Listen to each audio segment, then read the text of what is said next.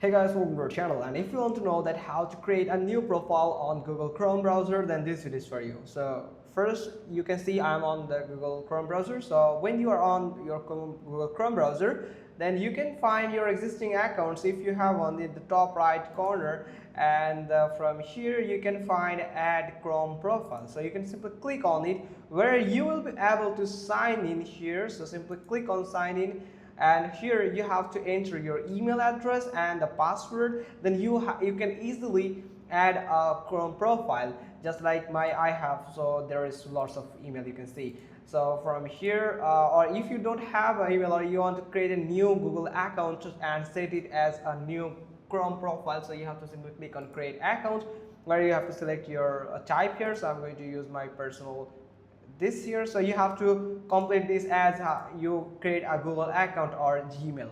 So that's how you can simply do it. Hope you found this video helpful. If so, then give us a thumbs up. Don't forget to subscribe our channel, and thanks for watching. Till next time.